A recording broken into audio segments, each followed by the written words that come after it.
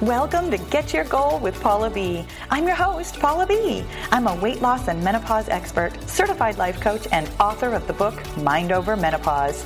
On this podcast, we dive deep into the mindset tools and proven Get Your Goal formula that will help you lose weight for the last time. Are you ready to get your goal? Me too. Let's go. Hello, goal friend. Welcome to episode number 305. You guys, today we are talking about something that I get asked about all the time. And just in case you're wondering, that is actually where I get all of my ideas for podcasts.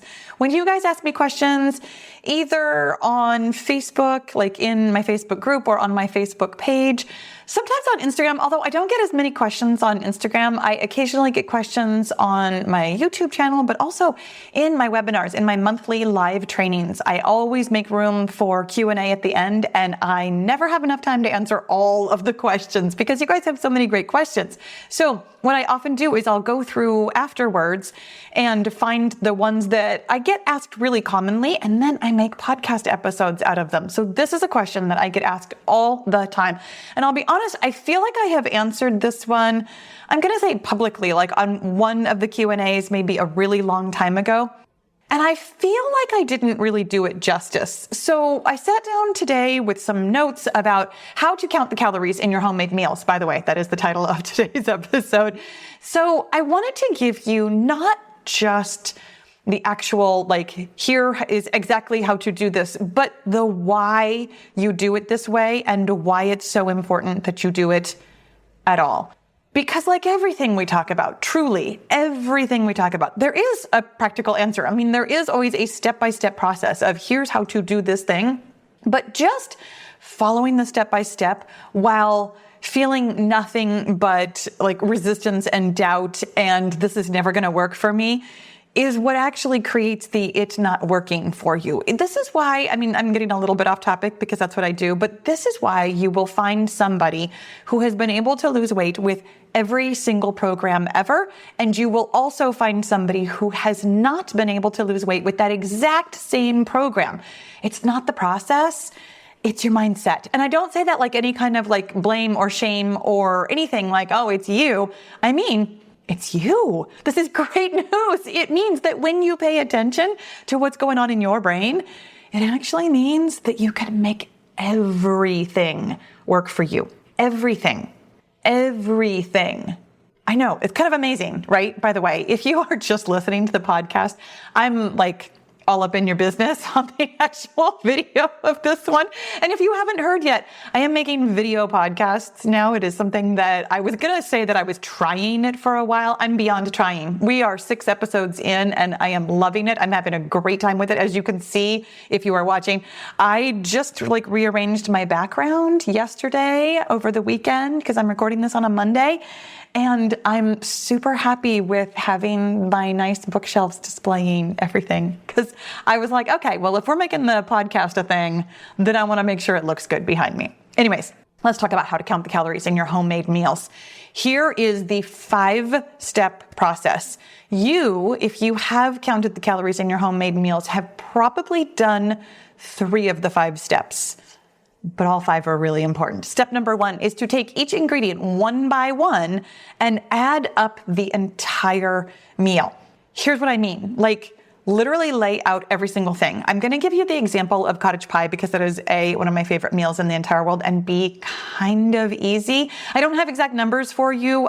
Gosh, I have an old video on YouTube from a really long time ago, and I will make sure that it's in the show notes where I gave some of like my favorite meals and made them for you and talked about how you can make all the serving sizes work for you and such like that. So in any event, it's really simple. It's ground beef or ground lamb, depending on where you live. But the way that I make it, it's ground beef with, of course, you have some olive oil or whatever kind of oil to like do the beef, some onions, some spices, a bag of peas and carrots. And the way that I make it, a bag, which isn't really a bag, but it's a packet, the family size packet of mashed potatoes, instant mashed potatoes. I'm laughing to myself because I vividly remember when I made that video, I was so embarrassed. I was like, this is like the simplest meal in the whole entire world. People loved it. And also some people didn't love it so much. Some people were like, I can't believe you don't just mash potatoes. They're really easy. Here you are showing processed foods. You're so unhealthy. Da, da, da, da, da. All the jibber jabber. In any event, it's particularly easy because of how packaged that one is. And it's why I offer it to you as this example for how to kind of dip your toes in the water. If you are making, let's say, like some kind of a casserole or something, as many items as you can that come in boxes or bags or with some kind of like nutrition label on it, it will be easier to have those nutrition labels. Now, of course, you can always Google everything else. Like truly, Google exists for a reason, and it's this. Google exists to help you count your calories. When you Google, you can put in any kind of food, any kind of anything. You can simply take the number one option because it tends to be the most popular for a reason. You can also go through, sometimes if I'm really not sure, I'll go through like the first page or even 2 pages of Google, and I'll go to a couple of different calorie calculators and see like what they're talking about and if they're really talking about the exact food that I mean, and kind of get an idea for like a range of calories, so that you can make an educated guess. Here's the truth of it. Calories are always a guess. I know you didn't think that. I know that because we have been so trained to look at nutrition labels, you're like, no, sometimes we know exactly how many calories are in something. And no, we don't. Every single food in the world has its own version of how many calories it has the potential of having. And also, your body digests it in your own body's personal, special snowflake way, which means that even if we could calculate the exact number of calories in the food, it doesn't mean that's how many of them you are absorbing and using and storing and having the way that it is intended. There's a larger conversation to be had here about how problematic the word calories actually is, because we think about it in one way, but calories are actually quite a few things. There's the potential of energy. There's the way the energy is stored in your body. And then there is the exporting of the energy, meaning the use of the energy. And we use the word calories for like all of it. In any event, knowing that you are always giving your best estimate while you are counting calories can be really helpful here, because it can help quiet some of the chatter about that's not precise enough. We're actually going to get to that a little bit later. Anyways, you're going to add up all of the calories for the entire meal. Depending on how many people you're cooking for, this might be anywhere from 2 to 10 servings, depending on what you personally make. So then step 2 is to divide that total for the whole recipe by the number of servings you usually serve. This is really important because one of the questions that I get asked a lot is, but how many servings is it supposed to be? There's no answer there. It's not supposed to be any number of servings. You make an amount, and then you divide that amount by as many servings as you want to. And you can divide in any way that you want to. Maybe you divide by here's 1 scoop, or maybe you divide by here's, if I'm imagining like a 9x13 tray, like I would cut that into, what would that be? Half this way and probably 4 this way, like 8 servings of a thing. Or it could be like a lot more servings of that thing, depending on if you're making zucchini bread or if you're making tater tot casserole. So, which both get served in a 9x13 pan if you're in my house. In any event, you will serve it up the way you normally serve it and divide by that many servings. Whatever number you get there is the number for a portion, meaning the portion that you would normally serve. I don't know why I used air quotes on that one. If you were listening to the podcast, you didn't hear air quotes because I didn't say it like air quotes, because normally is really what I meant there. I actually meant normally. There is no standard by which you have to divide. For example, when I was talking about my pound of ground beef, my bag of peas and carrots, and my family size packet of mashed potatoes to make cottage pie, I could divide that by 2 if I wanted to. It would be a lot of calories.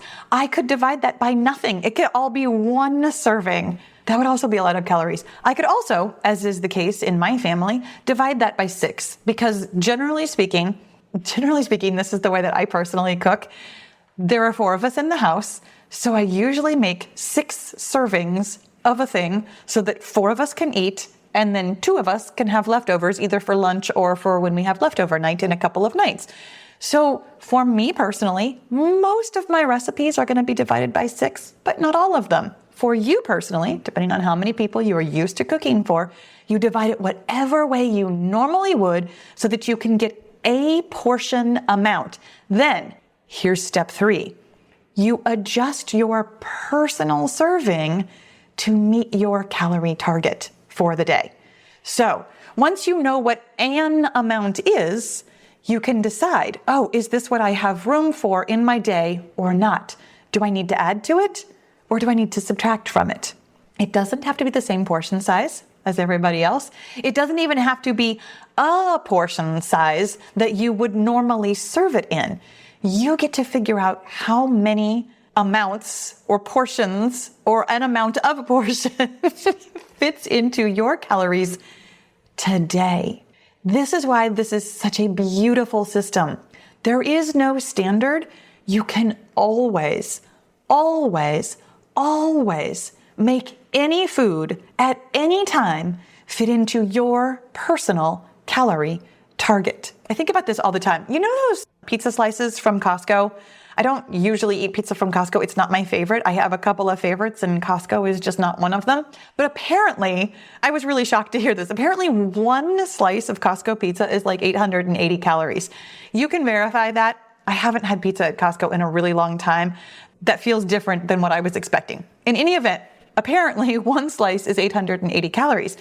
And so I had this conversation with somebody quite some time ago. She's like, oh, so I just don't eat that pizza. I'm like, you can eat that pizza, cut it in half. 440 calories is about as many calories as I would have for most of my meals. And the conversation ensued about how, but then that's not enough, and then I'll feel restricted because it's only half a slice. There's a conversation to be had here about how the number of calories that you eat is actually satisfying to your body because it's the amount of energy that you need. It's your brain that needs to get on board. And in any event, that's actually what we're going to talk about here in the next step.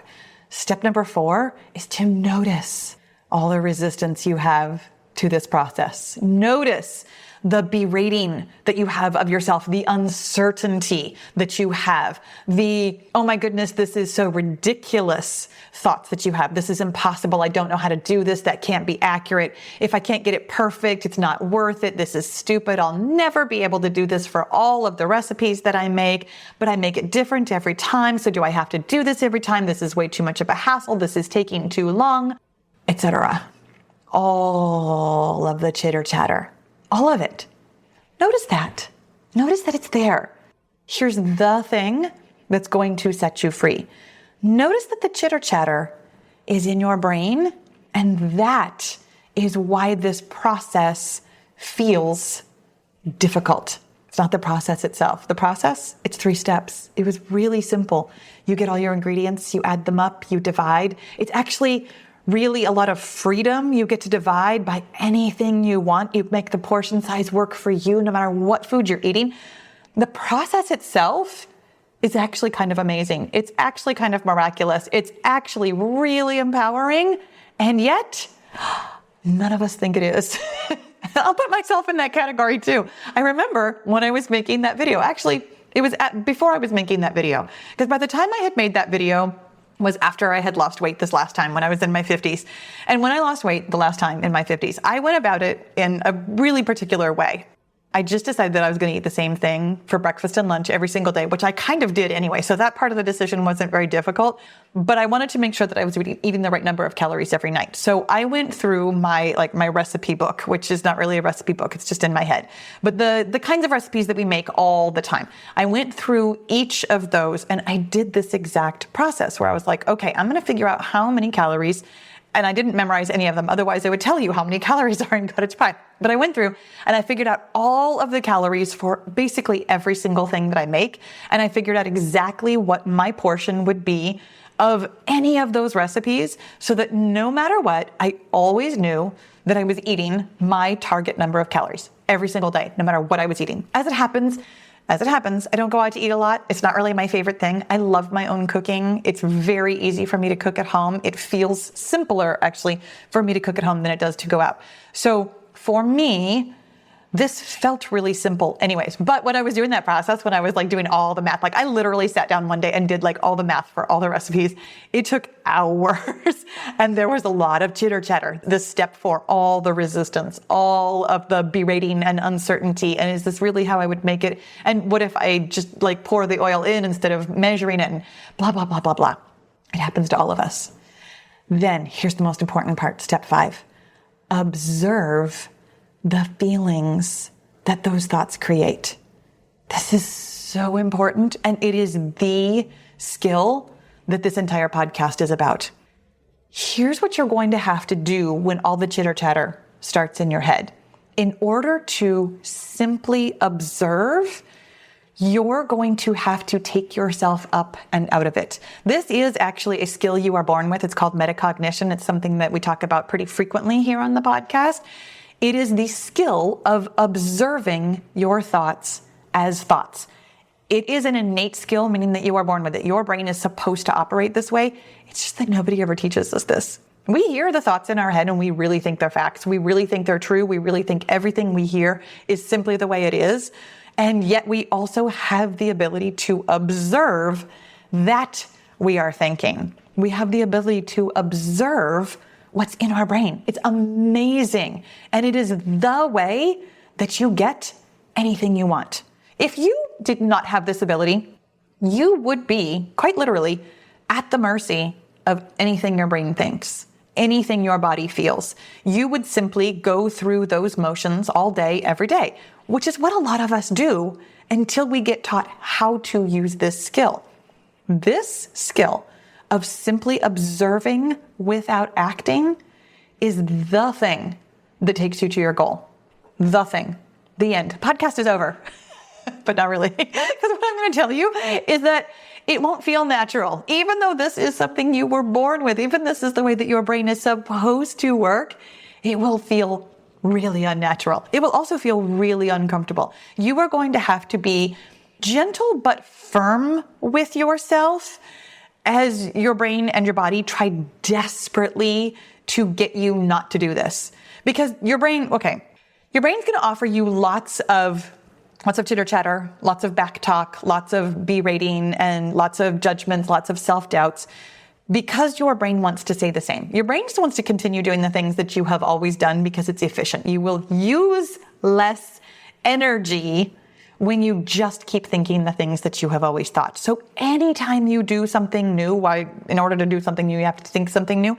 Anytime you are doing something new, your brain's got back talk about that. No, we shouldn't do this. This is too much. This is a lot. This is too difficult. This is dumb. This will take too long. This is too hard. Blah, blah, blah, blah, blah. None of that is true. All of that is simply an effort on your brain's part to keep thinking what it used to think, to not use any extra energy. That's the only thing that's going on here. And in order to observe that, because here's what happens. You have those thoughts create feelings in your body.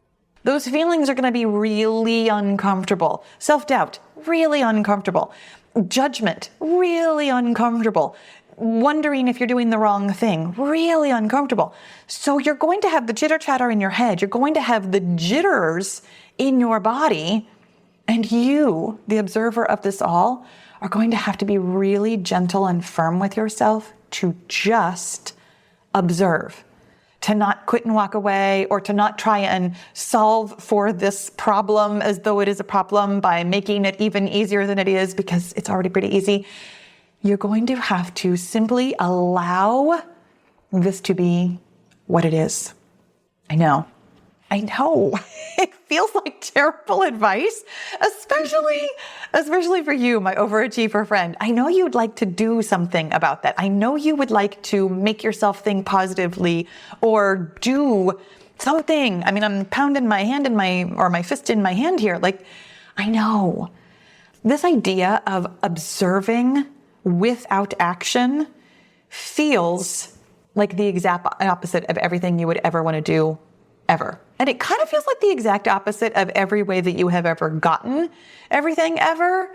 And I feel you on that one. I do. I really do. Everything in my life and everything in your life, you've just worked harder. You've just pushed harder. You've just tried a little bit more or a little bit different. You've just used willpower. You've just gritted your teeth and put your head down and ground it out. However, this new skill that I offer you here will actually set you free. The essential skills that you are learning, there's actually two of them. Number one was something that I kind of skimmed over at the very beginning, but it's one of the things that you're going to hear a lot of resistance to. Individualizing things that your brain would rather categorize, which is saying, like, your brain really wants to just look at the recipe and be like, well, I don't know how many calories are in that whole thing. But there's always ingredients. I mean, like, there's literally always ingredients, and you can just count them and enumerate them. I mean, this is actually how your brain is supposed to work. Your brain actually really wants to categorize everything. Your brain would always rather look at the big picture. It would always rather smooth over and look at a category of things. Asking yourself to look at one individual item at a time will serve you in a myriad of ways, but this is one of them. Looking at each individual ingredient, figuring out, this is a pound of ground beef. Going to the Google, saying how many calories in a pound of ground beef, looking at the number, deciding if that actually works for you. Not really works for you. That's not the word I was trying to come up with. It's relevant to you. That's what I was trying to say. Because, I mean, depending on which kind of ground beef you buy, is this actually the number? You might have to go to a couple of different websites, but you're going to just stay on that one item, ground beef. Then you're going to individually look up the exact kind of olive oil, if you use olive oil. I keep saying that because I do. The exact olive oil that you use. Exactly how many tablespoons are you really putting in your pan? You're going to measure it out. You're going to think about that one ingredient. You're going to have the number of calories for that one ingredient. Then you're going to think about the spices that you use.